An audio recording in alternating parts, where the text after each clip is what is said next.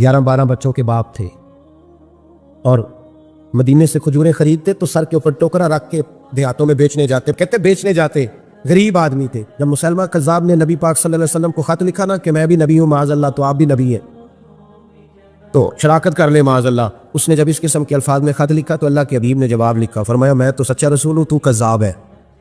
मजमा था स्यापा का। नबी पाक ने फरमाया भी मेरी नामूस पे पहरा देना है, ये खत लेके जाना है, कौन जाएगा? तो स्यापा कहते हैं पीछे बैठे थे और खजूरें खा रहे थे। फटाफट उठे, गरीब आदमी, 11 बच्चे, मेरा रूप भी नहीं तो मेरा रंग भी नहीं, तो मैनू यार मनाओ ना टंग भी नहीं, गरीब आदमी। फटाफट उठे और बाजू खड़ा कर कहने लगे सोनिया किसी और की जिम्मेदार लगाना, मैं जाऊंगा। कहते जब वो बोले तो कि मुंह से खजूर के बकिया हिस्से निकले, स्याबा के चेहरों पे गिरे। तो एक स्यापी कहने लगे पहले खा तो ले फिर बात कर लेना। तो कहने लगे अगर खाते खाते ड्यूटी किसी और की लग गई तो, अगर कोई नंबर और ले गया था, मैंने तो फटाफट किया ना कि नंबर मेरा लगे। नबी पाक ने खत दिया, घोड़ा दिया, नेजा दिया, फरमाया जा, रास्ता बड़ा कठिन है, जरा ध्यान करना।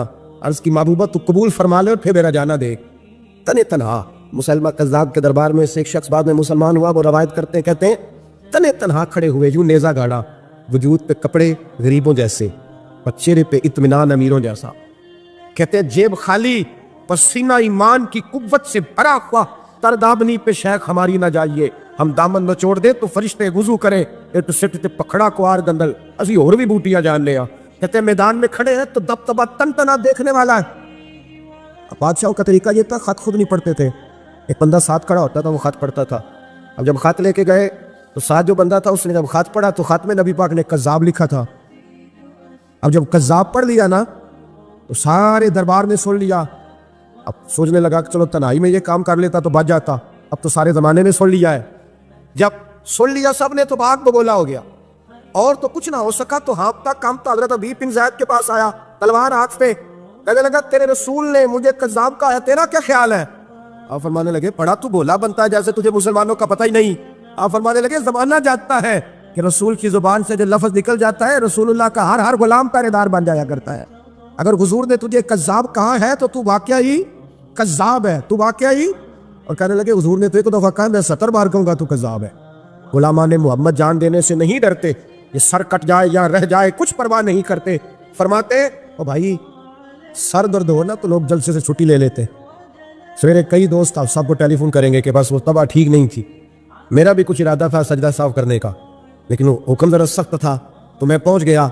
अजीज भाई मुश्किल हो जाता है थोड़ी सी तकलीफ में, लोग इधर उधर तवज्जो करना, ये कहावत नहीं, दास्तान नहीं, इस जमीन ने भी देखा है, आसमान ने भी देखा है, फरिश्तों ने आसमान के दरवाजे खोल के देखा है, ये रंग धरती ने देखे हैं। हज़रत अबी बिन ज़ैद अंसारी ने यूं हाथ उठाया, भाई जख्म लग जाए सनी प्लास्ट वाला नहीं बैठ सकता।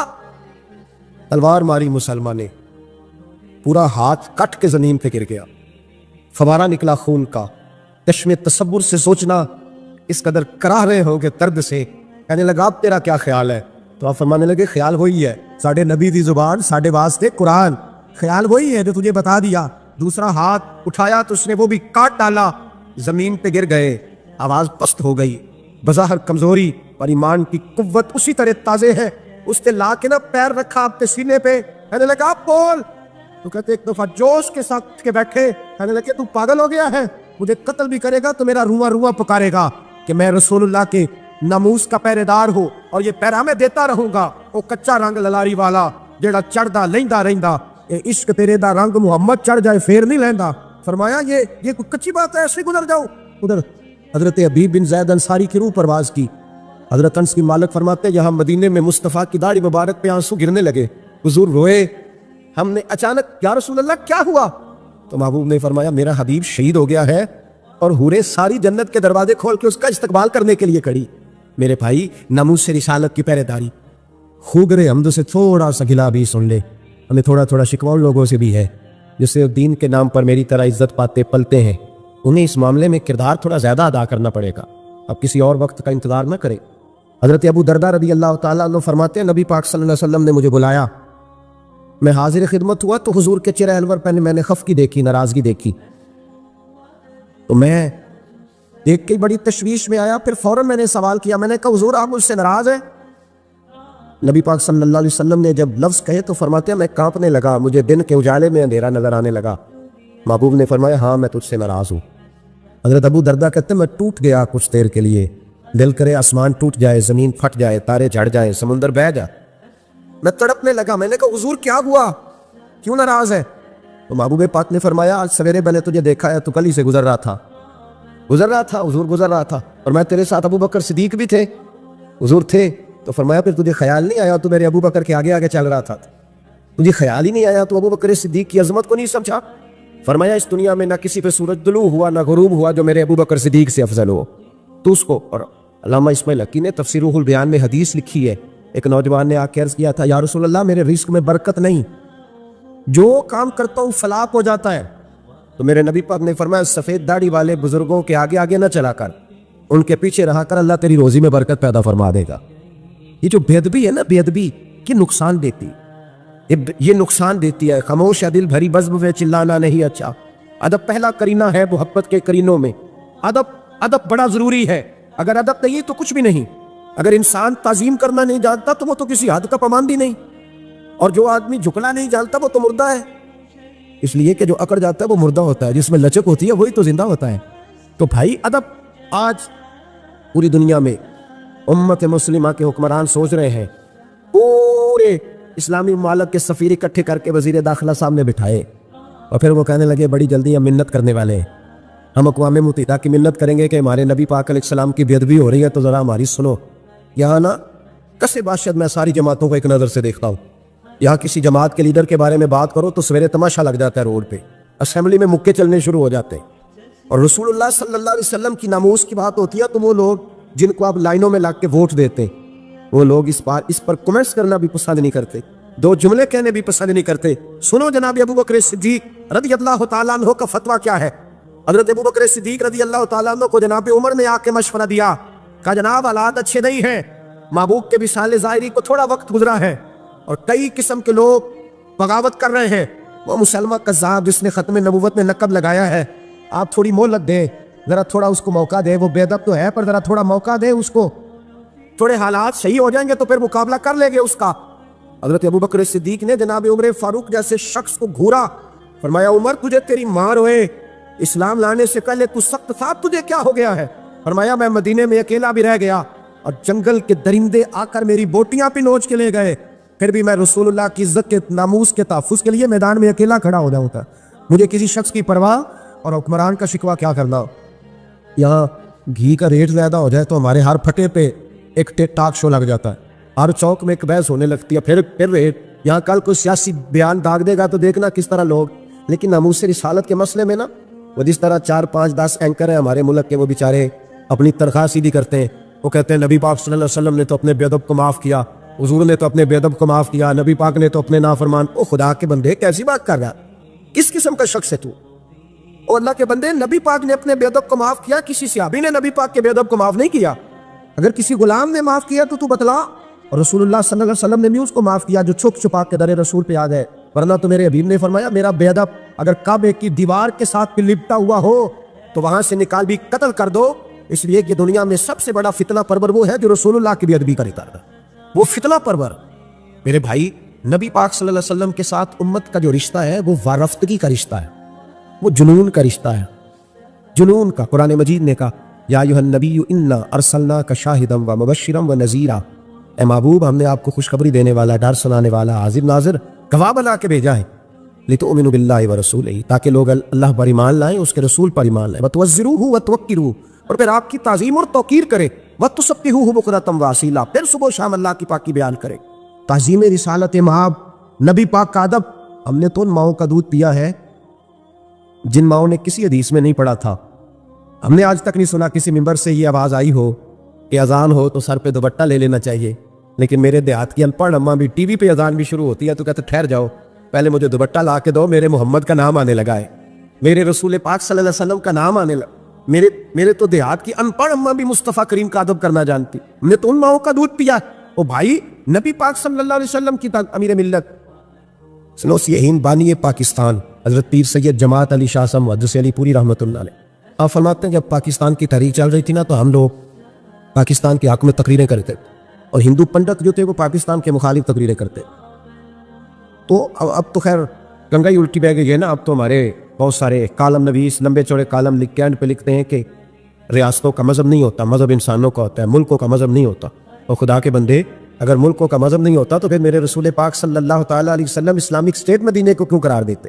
پھر حدود حرم کے اندر غیر مسلم کا داخلہ منع کیوں ہوتا اگر مذہب ہی نہیں ملک کا؟ تو یہاں لوگ اس قسم کی اسٹیٹمنٹ دیتے ہیں۔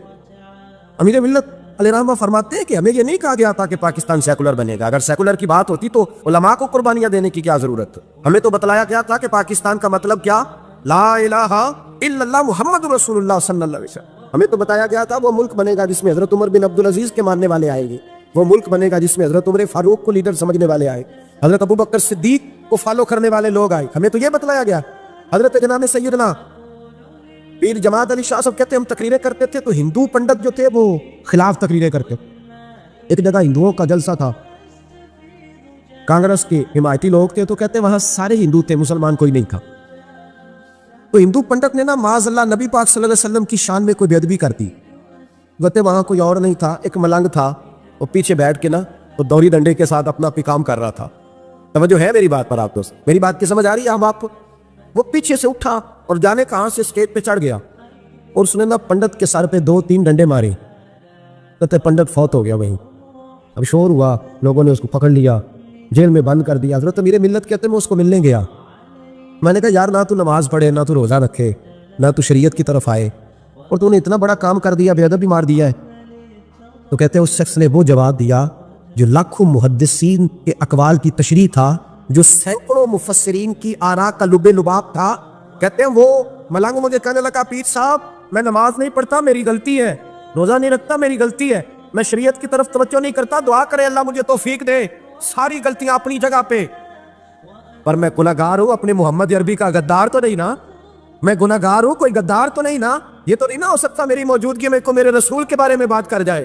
اس نے کہا میں جیل کی بھرتی پہ آیا ہوں اور مجھے یہاں آ کے وکیلوں اور چچوں نے پوچھا ہے کہ تو ایک دفعہ انکار کر، تیرا کچھ کر لیں گے۔ میں نے کہا میں انکار نہیں کرتا، بلکہ جیل میں کھڑا ہو کے بھی للکاروں گا، اگر یہاں بھی کسی نے میرے مصطفیٰ کے بارے میں بات کی تو اس کا گلہ کاٹ کے رکھ دوں گا۔ یہ جو ناموس رسالت کا معاملہ ہے، یہ جو ناموس یہ حساس معاملہ ہے، اور یہ جنونی دیکھیں حضرت سیدنا صدیق اکبر رضی اللہ تعالیٰ عنہ ایک بہت بڑی شخصیت کا نام ہے۔ یہ واحد شخصیت ہے جس کی صحابیت کا انکار کفر ہے، اس لیے کہ ان کے لیے لفظ صحابی قرآن پاک نے استعمال کیا۔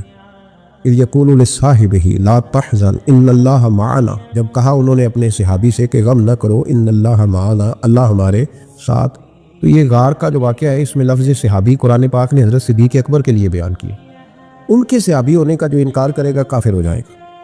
ان کے اندر بہت ساری خصلتیں تھیں، اللہ سے ڈرتے تھے، سخی بہت زیادہ تھے، ان کو اللہ تبارک و تعالیٰ نے ہمت بڑی دی ہوئی تھی، شعوری ہمت۔ کچھ لوگوں میں فیصلہ کرنے کی قوت نہیں ہوتی، لیکن قوت فیصلہ حضرت ابو بکر صدیق کو اللہ نے بہت زیادہ عطا فرمائی تھی۔ اکیلے فیصلہ کر کے ڈٹ جانے کی ان کے اندر صلاحیت ہے، ایک جملے میں فاضل بریلوی نے کمال کر دیا۔ اعلیٰ حضرت فرمانے لگے دنیا میں نبی پاک صلی اللہ علیہ وسلم سے بڑا پیر کامل کوئی نہیں، اور جناب ابو بکر صدیق جیسا مرید بھی کوئی نہیں۔ یہ جو توانائی ہے، ہمارے ہاں لوگ مانتے ہیں اپنی مرضی کی چیزیں، جناب صدیق اکبر نے اس طرح مانا ہے جس طرح نبی پاک نے ماننے کا حکم دیا ہے۔ حضور نے فرمایا جب تجھے کسی سے محبت ہوتی ہے تو وہ تجھے بہرا بھی کر دیتی ہے، گونگا بھی کر دیتی ہے، اندھا بھی کر دیتی ہے۔ نہ انسان محبوب کا نقص دیکھ سکتا ہے، نہ سن سکتا ہے، اور نہ کبھی اس کی زبان سے وہ جملہ ادا ہو سکتا ہے۔ جس کو محبت ہو، جس نے بات سن لی وہ بھی محبت میں کچا ہے، جس نے بیان کر لی وہ تو فیل ہے نا، بالکل ہی وہ تو ناکام ہو گیا، اور جس نے دیکھ لی اوہو ایسا نہیں کرنا چاہیے تھا، اس نے بھی ابھی پیار نہیں کیا۔ یہ وہ الفاظ ہیں حدیث کے جو خود رسول پاک نے بیان فرمائے۔ نبی پاک صلی اللہ علیہ وسلم نے فرمایا محبت آدمی کو اندھا بھی کر دیتی ہے، بہرا بھی کر دیتی ہے، گونگا بھی کر دیتی ہے۔ جب محبت ہوتی ہے تو پھر انسان کو کوئی ایسی چیز نظر، ابو جہل نے محبوب پاک علیہ السلام سے کہا معاذ اللہ مجھے تو آپ کی طرح کا شخص کوئی نظر ہی نہیں آتا، یعنی اس نے کمزور لفظوں میں کہا۔ حضرت صدیق اکبر حضور کے سامنے کھڑے ہوئے تو کہنے لگے محبوب تیرے جیسا حسین نظر کوئی نہیں آتا۔ اب اس کے پاس چونکہ بغض تھا تو اپنے لفظوں میں بات کر رہا تھا، اس کی جو دل کی بات تھی وہ الفاظ بن کے آ چکی تھی۔ حضرت صدیق اکبر کے دل میں محبت تھی تو وہ اپنے لفظوں میں بات کر رہے، اپنے جملوں میں اس کا اظہار کر رہے۔ یاد رکھیے گا انہوں نے اس طرح محبت کی جس طرح محبت کرنے کا حق ہوتا، یعنی ہر چیز ہی، مال بھی دے دیا، اولاد بھی دے دی، سارے بچے نبی پاک کی غلامی پہ لگا دیے، غلام بھی سارے حضور کے پیچھے لگا دیے، بس نبی پاک کی ڈیوٹی کرنی ہے۔ ہزاروں دینار کا نقصان اٹھایا، لیکن نبی پاک صلی اللہ علیہ وسلم کی غلامی پر ہر چیز کو ترجیح دی۔ بات تو ہم نے بڑی دفعہ سنی ہے، پر کبھی اس کے حسن کو بھی ملاحظہ فرمائیے نا، کبھی ذرا ملاحظہ فرمائیے نا۔ لوگ پیار کرتے ہیں، محبت کا دعویٰ کرتے ہیں، لیکن کہتے ہیں بھئی رستے رستے کی محبت ہے، یہاں مجھے 5,000 کا نقصان ہو رہا ہے، یہاں نہیں میں محبت کر سکتا۔ یہ نقصان 5,000 کا کون برداشت کرے؟ محبت ضرور ہے، پر اب اتنا نقصان کون برداشت کرے؟ جناب صدیق اکبر کا کمال دیکھیے کہ مال کا نہیں، جان کا نقصان برداشت کرنے کو بھی تیار ہے۔ کچھ لوگ ایسے ہوتے ہیں کہتے ہیں آگے خطرہ ہے تو ہمیں نہیں جانا چاہیے۔ غار ثور میں جب نبی پاک صلی اللہ علیہ وسلم کو لے کے پہنچے نا حضرت صدیق اکبر، 5,413 فٹ اونچی غار ہے، جب حضور ذرا سا چلے تو قدموں کو تکلیف ہوئی تو عرض کرنے لگے حضور آپ میرے کندھوں پہ بیٹھ جائیں، پباں پار قدم نہیں لاؤندا تے سور پہاڑ تے چڑھیا جاندا، او پیا جاندا دے یار نبی دا، اے اصلی دلدار نبی دا۔ حضور کو لے گئے اور جب غار ثور پہ پہنچے تو کہنے لگے حضور مجھے اندر خطرہ لگتا ہے، آپ ٹھہریں، پہلے میں جاتا ہوں، پہلے میں جاتا ہوں۔ جناب صدیق اکبر تشریف لے گئے اور دیکھیں نا سالوں پرانی غار پڑی تھی، اس میں بڑا کچھ تھا، لیکن جناب صدیق اکبر نے پگڑی پھاڑ پھاڑ کے غار صاف کی۔ پھر جہاں سوراخ تھے نا، خطرہ تھا کہ کوئی سانپ بچھو نہ نکل آئے، وہاں چھوٹے چھوٹے ٹکڑے رکھ کے غار کو بند کیا۔ جب مکمل تسلی کر لی تو کہ حضور اب آپ تشریف لے آئی۔ اب جب غار سے نکلے نا جانے کے لیے، اس انداز کو بھی ذرا دیکھیں۔ لوگ آج خشک دین کے بڑے قائل ہیں، کہتے ہیں بس ٹھیک ہے نماز پڑھنی چاہیے، روزہ رکھنا چاہیے، اتنی لمبی باتیں، آپ معرفت کی بات کرتے ہیں، آپ محبت کی بات کرتے ہیں، آپ وارفتگی کی بات کرتے ہیں۔ کچھ لوگوں کو تو لفظ عشق ہی بڑا برا لگتا ہے، وہ اس جملے تک جانا ہی پسند نہیں کرتے۔ او خدا کے بندو، یہ بھی تو انداز دیکھو نا صحابہ کا، جب نبی کریم سید عالم صلی اللہ علیہ وسلم کو لے کے وہ نکلے نا غار ثور سے، تو حضور کے ساتھ ساتھ چل رہے تھے، تو کبھی نبی پاک کے آگے جاتے تھے، کبھی حضور کے پیچھے، کبھی دائیں کبھی بائیں۔ تو محبوب کو پتہ ہے، پھر بھی پوچھا ابو بکر یہ کیا کر رہے ہو؟ تو اس کرنے لگے حضور مجھے شک ہے کہ کافر طاق میں چاہتا ہوں اگر آگے سے تیر آئے تو وہ بھی میرے سینے پہ لگ جائے۔ پھر مجھے خیال آتا ہے ہو سکتا ہے پیچھے سے آ جائے تو پیچھے ہٹتا ہوں کہ اگر پیچھے سے کوئی نیزہ آئے تو وہ بھی مجھے ہی لگ جائے، کوئی دائیں سے آئے تو وہ بھی مجھے ہی لگ جائے، کوئی بائیں سے آئے تو مجھے لگ رہی۔ تو بھئی یہ نہیں چاہتے کہ آپ کو ذرا سی بھی تکلیف پہنچے۔ یہ ذائقہ جب نبی پاک کے لیے لوگوں کے دلوں میں پیدا ہوتا ہے تو پھر اللہ تبارک و تعالیٰ دین کی روشنی روح تک عطا فرما دے۔ امام فخر الدین رازی نے لکھا ہے، سینکڑوں سال پہلے کے مفسر، اب تو لوگ سارا کچھ کھاتے میں ڈال دیتے ہیں نا کچھ مخصوص لوگوں کی۔ امام فخر الدین رازی نے لکھا، دیکھیں بات بڑی سادی سی ہے، لیکن حضرت ابوبکر صدیق کا بھی اپنا ذائقہ ہے۔ حضور نے انگوٹھی دی، کہا جاؤ اس انگوٹھی پہ نا اللہ کا نام لکھوا لاؤ۔ پہلے یہ بتائیے کہ چھوٹے چھوٹے کام اتنے بڑے بڑے لوگوں کو بھی بتائے جاتے ہیں؟ یہاں تو پانی پلانے کے لیے اور بندہ ہوتا ہے جو تھوڑا سیانا ہوتا ہے، وہ کہتا ہے یہ میری ڈیوٹی تو نہیں نا، میں تو صاحب ہوں، مجھے تو خود میں آیا ہوں، مجھے پانی پلایا جائے، آپ یہ کیا کہہ رہے ہیں میں پانی پلاؤں؟ حضرت ابوبکر صدیق رضی اللہ تعالیٰ کو نبی پاک کام بتاتے تھے، اپنے ذاتی چھوٹے کام جو کوئی بچہ بھی کر کے آ سکتا ہے، لیکن یہ بھی میرے محبوب کی محبت ہے۔ فرمایا جو میری ذات کے تعلق سے کام ہوگا وہ میرا ابوبکر ہی کر کے آئے گا۔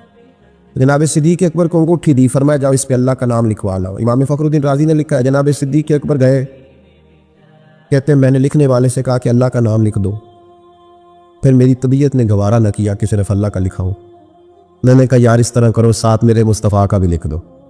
حضور کا حکم کیا ہے؟ تو حضرت ابوبکر کیا کہتے ہیں؟ یہاں لوگوں کو بڑا شکوہ ہے، کہتے ہیں آپ جناب بڑا کے حضور کی شانے پہ اتنی بات کہو جتنی ہے، حد میں رکھو۔ اور میں نے کہا بیوقوف تو حضور کی حد بتا دینا، ہم وہیں تک رہ جائیں گے۔ بالغ العلا بے کمال ہی کشف الدجا بے جمال حسنت جمیع خصال صلو علیہ وآلہ، وہ حد بتا، ہم حد تک رہیں گے۔ نبی پاک صلی اللہ علیہ وسلم نے کہا میرا نام لکھو، اللہ کا نام لکھواؤ۔ جناب صدیق اکبر نے ساتھ حضور کا بھی لکھوا لیا۔ واپس لائے نا، حضور کو انگوٹھی دی تو اس پہ لکھا تھا اللہ، محمد اور ابو بکر۔ تو حضور نے فرمایا ابو بکر یہ تو نے کیا کیا ہے؟ میں نے کہا تھا اللہ کا لکھوا لا، تو میرا بھی لکھوا لایا اپنا بھی۔ جناب صدیق اکبر چونک گئے۔ امام فخر الدین رازی نے لکھا چونکے، عرض کرنے لگا یا رسول اللہ میں نے آپ کا نام تو لکھوایا ہے، میری طبیعت گوارا نہیں کرتی تھی کہ اللہ کا ہو اور آپ کا نہ ہو، خدا کا ذکر کرے، ذکر مصطفیٰ نہ کرے، ہمارے منہ میں ہو ایسی زبان خدا نہ کرے۔ کہا حضور اللہ کا نام تو آپ نے کہا تھا اور میں نے ساتھ گوارا نہیں کیا کہ آپ کا نہ ہو، تو میں نے لکھوا لیا ہے، باقی اپنا میں نے نہیں لکھوایا حضور، واللہ میں نے نہیں لکھوایا۔ محبوب ابھی بات سو نہیں رہے تھے کہ جبریل امین حاضر ہو گئے۔ عرض کرنے لگے یا رسول اللہ رب فرماتا ہے ابو بکر گوارا نہیں کرتا کہ میرے نام سے آپ کا نام جدا ہو، تو رب گوارا نہیں کرتا کہ آپ کے نام سے ابو بکر کا نام جدا ہو۔ لہذا ابو بکر نے آپ کا لکھوایا ہے اور ابو بکر کا رب کریم نے لکھوا دیا ہے۔ تو بھائی محبت جب یہ روپ اختیار کرتی ہے تو اعلیٰ حضرت پھر بول اٹھتے ہیں، فرماتے ہیں اگر مصطفیٰ جیسا پیر کوئی نہیں تو پھر ابو بکر جیسا مرید بھی کوئی نہیں۔ حضرت ابو بکر صدیق سے کسی نے پوچھا آپ کی پسند کیا ہے؟ کہنے لگے کہ میری پسند یہ ہے کہ میری بیٹی مصطفیٰ کے گھر میں جائے اور حضور کی نوکری کرتی رہے۔ اور یا ابو بکر دوسری، فرمایا دوسری پسند یہ ہے کہ رب مجھے مال دیتا رہے اور میں محبوب کے قدموں پہ قربان کرتا رہوں۔ تو تیسری، فرمایا تیسری پسند یہ ہے کہ النظر الی وجہ رسول اللہ، حضور بیٹھے رہے اور میں حضور کے چہرے کا دیدار کرتا رہوں، یہ میری پسند۔ انہوں نے اپنی زندگی ڈھال لی تھی نبی پاک کی غلامی، ڈھال لیا تھا اپنے آپ، اس لیے مطمع نظر ہی ایک تھا، زاویہ نگاہ ہی ایک تھا، سوچ ایک کی طرف رہتی تھی، دائیں بائیں جاتی نہیں۔ میرے بھائی جب محبت خالص کرنی ہے تو میرے اسا فرمایا کرتے تھے کسی نے حضور کا عشق سیکھنا ہے تو جناب صدیق اکبر سے سیکھے، ان سے سیکھو حضور سے محبت کس طرح کرنی، انہوں نے غلامی کس طرح کا انداز۔ ایک دن بیٹھے بیٹھے نا ایسے مسجد میں بیٹھے ہوئے تھے تو اچانک اٹھے، ہوش مند آدمی تھے، دانا آدمی تھے، بڑی ڈیوٹی کرنے اٹھے تو جو ملک کے شام کی طرف رستہ جاتا تھا نا مدینے کا، اس رستے جانے لگے۔ امیر المومنین حضرت ابو بکر صدیق جاتے جا رہے ہیں، تھوڑی دیر گزری تو کچھ صحابہ نے کہا حضور آپ کدھر جا رہے ہیں؟ ہم بھی پیچھے پیچھے، کدھر جانا ہے؟ تو پلٹے تو رو پڑے، کہنے لگے ایک دفعہ نبی پاک صلی اللہ علیہ وسلم کئی دن کے بعد ہی نظر نہیں آئے تھے، پھر حضور ادھر سے تشریف لائے تو میرے دل میں خیال آیا شاید آج بھی حضور ادھر سے آ جائیں، تو میں چلا سب روگاں دا روگ محمد جس کا نام بچھوڑا۔ کہا میں جب بہت دلیل ہوئے نا حضرت صدیق اکبر تو جناب عمر فاروق رضی اللہ تعالیٰ انہوں نے ایک طبیب بلایا ملک شام سے، کہا اسے دیکھو تو صحیح، روز بروز کمزور ہوتے جا رہے ہیں۔ تو طبیب دیکھ کے کہنے لگا مرض تو کوئی نہیں لیکن ان کا دل بے چین ہے، ان کی روح پریشان ہے، یہ کسی سے بچھڑے ہوئے لگتے ہیں۔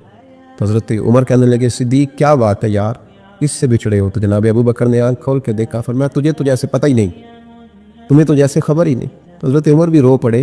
بھائی محبت کی تو ٹوٹ کی، نبی پاک صلی اللہ علیہ وسلم کے ساتھ ان کی وفاؤں کا رشتہ رہا تو پھر حد درجے کا رہا، ہر چیز قربان کی۔ یہ جو لوگ سوچ سمجھ کے چلتے ہیں نا وہ بیچارے اپنے ذائقے کھو بیٹھتے ہیں سارے۔ حضرت صدیق اکبر رضی اللہ تعالیٰ عنہ کی زندگی بتاتی ہے کہ حضور کی غلامی کرو تو کھل کے کرو، ڈٹ کے کرو، پھر جو بچا بچا کے رکھتے ہیں ان کے پاس کچھ بھی نہیں رہتا۔ خود محبوب پاک صلی اللہ علیہ وسلم نے فرمایا حضرت اسماء بنت ابی بکر صدیق سے، فرمایا رب کے راستے میں جب دے تو گن گن کے نہ دیا کر، ورنہ وہ بھی تجھے گن گن کے دے گا، اور کوئی چیز بچا کے نہ رکھ، اس کے راستے میں بے حساب دے، وہ بھی تجھے بے حساب ہی عطا فرمائے گا۔ ہم محبت میں بھی کنجوسی کرتے ہیں سوچ سمجھ کے تھوڑی سی، وہ کس طرح کی محبت ہے جس میں بندہ سوچ رہا ہے، غور کر رہا ہے، ارادہ کر رہا ہے، تیاری کر رہا ہے، دیکھ رہا ہے، پرکھ رہا ہے، وہ کیسے آگے بڑھے؟ غلامی تو غلامی ہوتی ہے، غلاموں کی سوچیں اپنی نہیں ہوتی، سوچیں بھی غلام ہوتی ہیں۔ غلام جو ہوتے ہیں وہ اپنے محبوب کی رضا کی طرف توجہ رکھتے ہیں، دائیں بائیں لوٹ کر پلٹ کر ان کا مزاج نہیں ہوتا۔ حضرت ابو بکر صدیق رضی اللہ تعالیٰ عنہ نے محبوب پاک سید عالم صلی اللہ علیہ وسلم کی غلامی کی، ہر لحاظ سے کی، ہر وقت کی، ہر طریقے سے کی۔ امت مسلمہ اگر غلامی کا طریقہ سیکھے گی تو جناب صدیق اکبر سے سیکھے گی۔ حضرت صدیق اکبر بتلائیں گے کہ محبوب کریم سید عالم صلی اللہ علیہ وسلم کی غلامی کس طرح کرنی ہے۔ جب رات تھی نا بدر کی تو کافروں کا سب سے بڑا نشانہ یہ تھا اسی طرح حضور کو شہید کیا جائے۔ وہ پورا فوکس کیے ہوئے تھے کہ نبی پاک صلی اللہ علیہ وسلم کو شہید کرنا، پوری توجہ تھی۔ تو صحابہ کہتے ہیں کہ ہم نے ارادہ کیا کہ حضور کے لیے علیحدہ سے خیمہ بنایا جائے، چھپر بنایا جائے حضور کے لیے، وہ ہم نے چھپر بنا دیا، محبوب اس کے اندر قیام کرنے لگے۔ اب خیال یہ تھا کہ یہاں ڈیوٹی کون کرے گا، ڈیوٹی کون کرے گا، یہاں کون ٹھہرے گا، یہاں یہ بڑے خطرے والی جگہ ہے، یہاں کون ٹھہرے گا۔ فرماتے ہیں جب گفتگو ہونے لگی تو جناب صدیق ایک بار فٹافٹ بولے، کہنے لگے تمہیں ضرورت کیا ہے انتخاب کرنے، میں جو ہوں، جب تک میں موجود ہوں کسی کافر کی ضرورت ہی نہیں مصطفیٰ کے خیمے کی طرف بھی دیکھ سکے، طاقت ہی نہیں، وہ آگے بڑھ کے ان جگہوں کا انتخاب کرتے، اس طرف ان کی توجہ رہتی۔ میرے محبوب پاک علیہ الصلوۃ والسلام ان پر اعتماد کرتے۔ 17 نمازیں نبی پاک نے جناب صدیق اکبر کے پیچھے ادا فرمائیں، 17 نماز۔ اور جناب ابو بکر کا بھی یہ حال تھا، آج تو باہر کھڑے ہو کے سلام پڑھو تو کچھ لوگ کہتے ہیں سلام آپ پڑھ لیں، کھڑے کیوں ہوتے ہیں؟ کھڑے ہونے سے دقت ہونے لگی، میں نے کہا چلو بیٹھ کے پڑھ لو بھائی، اگر اتنی سی بات سے ہی آپ کو دشواری ہے۔ حضرت صدیق اکبر رضی اللہ تعالیٰ عنہ نماز پڑھا رہے تھے، محبوب پاک سید عالم صلی اللہ علیہ وسلم تشریف لے آئے، حضور ایک صلح کے لیے گئے، فرمایا مجھے دیر ہو گئی تو کسی کو ابو بکر سے کہنا نماز پڑھا لے، تو کہتے ہیں حضور کو دیر ہو گئی، جناب بلال نے اقامت کہی تو حضرت صدیق اکبر مصلی پہ کھڑے ہو گئے۔ ابھی 2 ہی رکعتیں پڑی تھی کہ حضور تشریف لے آئے. جس صف سے حضور گزرتے رہے صحابہ رستہ چھوڑتے رہے. دوران نماز ہی محبوب پہلی صف کے قریب آئے تو جناب صدیق اکبر نے قدم پیچھے ہٹایا. عین نماز میں، عین نماز. حضور نے فرمایا ابو بکر مکمل کرو نماز. پھر قدم ہٹایا، تیسری دفعہ پھر قدم اٹھایا. جناب صدیق اکبر پیچھے ہٹ گئے. محبوب نے نماز مکمل کرائی اور فرمایا میں نے جب کہا تھا مکمل کراؤ تو کیوں نہیں کرائی؟ کیا خوبصورت انداز ہے. کہنے لگے یا رسول اللہ اب ابو قحافہ کے بیٹی کی اتنی ضرورت تو نہیں نا کہ مصطفیٰ کا امام ہی بن جائے. رب کریم کا وہ دوست جس نے کوئی چیز بچا کے نہیں رکھی، ہر شے اپنے رب کی بارگاہ میں پیش کرتے. چند چیزوں سے انسان کو بڑا پیار ہوتا ہے، گھر اسے بڑا پیارا ہوتا ہے. وہ بڑا خوبصورت ہوٹل، 5 سٹار ہوٹل میں رہا، وہ اسلام آباد گیا، کسی سفر پہ گیا تو بڑے اعلیٰ قسم کے اس کو کھانے ملے، بڑی چیزیں ملیں، لیکن کبھی دائیں کروٹ کبھی بائیں کروٹ. تو ساتھ بیڈ پہ دوست تھا تو اس نے کہا صاحب سو جاؤ، تو اس نے کہا یار جو مزہ اپنے گھر میں سونے کا ہے وہ کسی اور جگہ تھوڑی ہے. گھر بڑا پیارا ہوتا ہے، انسان لگاؤ ہوتا ہے. جس بے تکلفی سے، سکون سے، آرام سے انسان اپنے گھر میں وقت بتاتا ہے کہیں اور مشکل ہو جاتا. دوسرا، انسان کو اولاد بڑی پیاری ہوتی ہے، بڑی عجیب شے ہے. نہ ہو تب بھی بڑا دکھ ہے اور ہونے کے بعد بھی اس کی بڑی آزمائش ہے. یہ بڑی ایک میٹھی چیز ہے. اولاد ایک بڑا عجیب سا میوہ ہے. پتہ نہیں یہ کس انجیکشن کا نام ہے کہ چھاتی پر چڑھ جائے تو اللہ سکون عطا فرما دیتا ہے. پتہ نہیں کس ٹھنڈی دولت کا نام رب کریم نے اولاد رکھا. بڑی پیاری ہوتی ہے اولاد. پھر تیسری چیز انسان کی اپنی جان ہے، اور یہ اتنی قیمتی شے ہے کہ اللہ کریم نے فرمایا کہ اگر تیری گردن پہ کوئی آدمی پستول رکھ کے، تلوار تیرے گلے پہ رکھ کے کہے نا کہ رب کا انکار کر دے ورنہ مار دوں گا، تو فرمایا وقتی طور پہ میری ذات کا انکار کر پر جان بچا جا. اگر تو مرنے کے قریب ہو گیا ہے اور حرام شے کھائے بغیر تو بچ نہیں سکتا، مر جائے گا، تو فرمایا چل تو اس طرح کر حرام کھا کے جان بچا. پر جان بچانا فرض ہے، ضروری ہے. وطن بڑا پیارا، اولاد بڑی پیاری، جان بڑی پیاری. اور حضرت ابراہیم سے رب کریم نے فرمایا چل ابراہیم کوئی چیز دے، تو کہا یا اللہ تینوں ہی تیرے نام پہ قربان کرتا ہوں، تیری ہوئی ساری، ہر شے تیری. حضرت ابراہیم نے دین کے لیے، آپ شہر بابل کے قریب پیدا ہوئے تھے، وہاں سے مصر آئے، مصر سے فلسطین آئے، اور فلسطین سے آ کر کے کعبہ آباد فرمایا. زندگی سفروں میں گزری. سفر ایک تکلیف والی چیز ہے، پر حضرت ابراہیم نے وطن چھوڑ دیا، گھر چھوڑ دیا. جان بڑی عزیز ہوتی ہے. اصل میں نا جب انسان جد و جہد کرتا ہے نا دین کے لیے تو اس کے رستے میں بڑی چیزیں آتی ہیں. کبھی اولاد، کبھی گھر، کبھی باہر، کبھی حکومتیں، کبھی سیاستیں، کبھی چدراہٹیں. اس کے رستے میں بڑا کچھ آتا ہے اور اسے ہر چیز کو فیس کرنا پڑتا ہے. گھر کے اندر بھی جنگ ہوتی ہے اور گھر کے باہر بھی لڑائی ہوتی ہے. یہ آسان ہے ہی نہیں. ہم تو خیر ہتھیار چھوڑ کے پھینکنے والے لوگ ہیں، ہم بولے بالے لوگ ہیں. ہم کہتے ہیں میں نے تو کہا تھا مہندی نہ کرو، پر بیٹے نہیں مانے، بولے جو ہوئے. اسی طرح حالانکہ اگر وہ بیٹا کہنا کہ ابا جی لاؤ زندگی میں سارا کچھ میرے نام کرو، تو پھر ہم بولے نہیں ہوتے. اس وقت ہم تیز ہوتے ہیں، کہتے ہیں یہ کیسے ہو سکتا ہے، ہاتھ کاٹ کے دے دوں. اس وقت نہیں. دین کے معاملے میں بولے ہوتے ہیں. بیٹا بد مذہب کے پاس جا رہا ہے تو اس وقت ہم بولے بالے ہیں، کوئی عرض نہیں. لیکن اگر وہ اپنی پسند کی شادی کرے، ہمیں کراس کر کے، پھر ساتھ ہی ہم تیز ہو جاتے ہیں. تو حضرت ابراہیم نے جب دین کے لیے نکلے تو جد و جہد کی، گھر کے اندر بھی گھر کے باہر بھی. آپ کے والد کا نام طارق ہے، وہ توحید پرست تھے، ایماندار تھے، پرہیزگار تھے. آپ کے چچا کا نام آزر ہے، وہ بت پرست تھے، بت بیچا کرتے تھے. حضرت سیدنا ابراہیم علیہ السلام جب میدان عمل میں نکلے تو حضرت ابراہیم علیہ السلام نے اپنے گھر سے جہاد شروع کیا. لڑنا پڑا گھر کے اصولوں سے. چچا نے جو رواج بنائے ہوئے تھے اس رواج سے ٹکرائے. فرمایا میں اپنے گھر کے اندر یہ بت پرستی نہیں ہونے دیں گا.